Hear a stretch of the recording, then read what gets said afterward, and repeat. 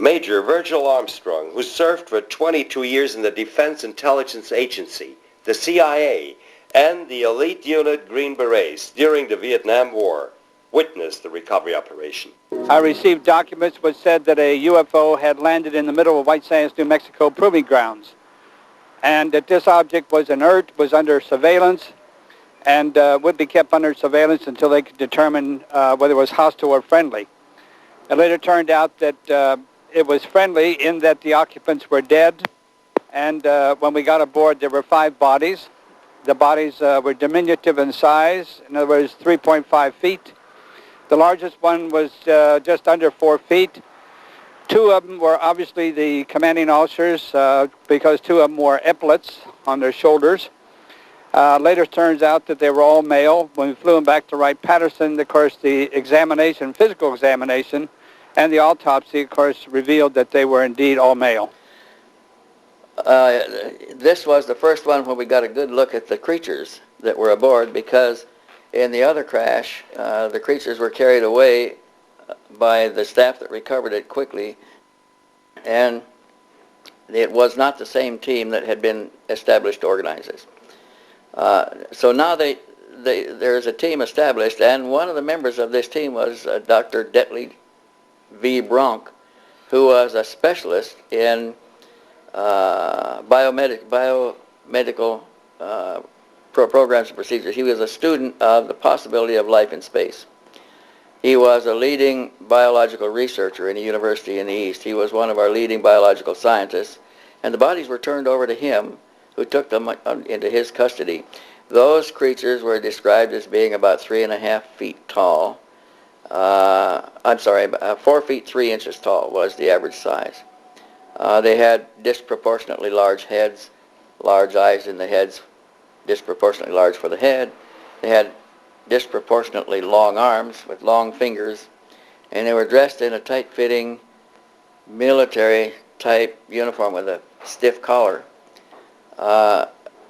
The craft was about 100 feet in diameter, and it had a small circular dome in the top that was 20-some feet in diameter, rising 8 or 10 feet above the upper surface of the flange of this 100-foot diameter disc, which was a thin disc. It was relatively thin, and it only came 3 or 4 feet below. So there was just a small capsule in this center of about 20 by 18 feet in the center of a 100-foot craft. They learned to disassemble this craft by finding a lever inside of the cockpit that could be pulled, and it released a pie-shaped section, and other levers released other sections. So they successfully took it apart in the field and carried it away on big Army trucks. We believe that more vehicles came down after that, up to possibly 16 in the hands of the American government, and over 33 bodies altogether. And it appears that in most cases they were taken to the nearest Atomic Energy Commission facility. And they were taken to Los Alamos, they were taken to another one in New Mexico south of there. Some parts were sent to Wright Field for analysis, but we believe that the bulk of the residue was taken to Area 51, which also was under the control of the Atomic Energy Commission. As a matter of fact, all of the crash recovered vehicles always remained under the control of the AEC, headed by Dr. Vannevar Bush, and later by his successor, and I don't remember his name anymore. But they've never been out of control of AEC. And we believe that there is an extensive research facility studying crash residue in this Site 51 area, a sub-area of that called S4. And we have interviewed scientists that work there and security guards that work in the facility that tell us quite a bit about what is going on. There is a habitat there where live aliens have been taken, where we have successfully kept them alive for as much as years at a time. Physicist Robert S. Lazar worked in the S4 complex and witnessed these super-secret projects. They are actively and have in their possession alien spacecraft, and they are actively undergoing analysis and flying them. They set up and produce their own gravitational field. Just as the Earth holds all matter down, they produce that same field, but out of phase, and it repels itself. The effects that can cause, the way in which everything operates is by all intents and purposes magic. I mean, it is so far beyond our level of technology. Nevertheless, Lazar states, there are regular test flights of these crashed UFOs in the S4 area, and one of these test flights was filmed by witnesses after Lazar learned of the dates of the testing. This fascinating film shows one of these objects maneuvering near Las Vegas, Nevada, demonstrating flight characteristics as described by Lazar and so many other UFO witnesses. Incredible? This United States government memorandum to FBI Director J. Edgar Hoover confirms that until 1950, 3 so-called flying saucers had been recovered in New Mexico. They were described as being circular in shape, 50 feet in diameter, each one occupied by 3 bodies of human shape, 3 feet tall. And also the NATO study of 1964 mentioned UFO crashes. There was an extensive annex based upon one of the UFOs had crashed in northern Germany, right near the Baltic Sea. It had crashed very near where the Russian and British zones came together.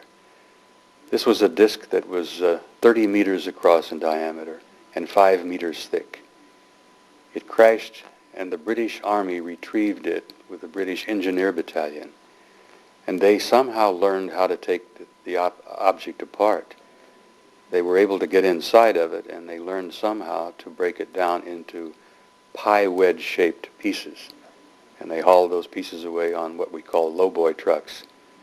And they hauled them away, and I understood that they were actually turned over to the Americans.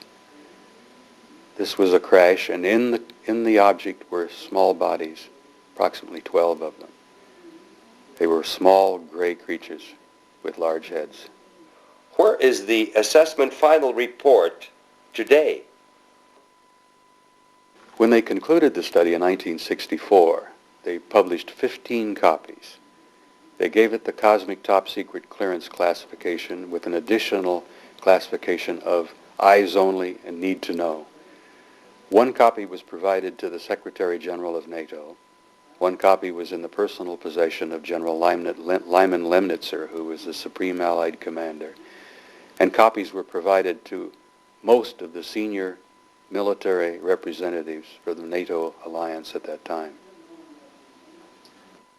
In 1983, the German federal government denied possessing any information on UFOs. Why are they lying? I think the German government knows full well what's going on. I think they're well aware of the assessment. And I know that there is a German agency at a very high level in the German Defense Agency that is involved with UFO research. Every major allied organization and allied nation in Europe has an office, an agency, a high-level representative who works on UFO research.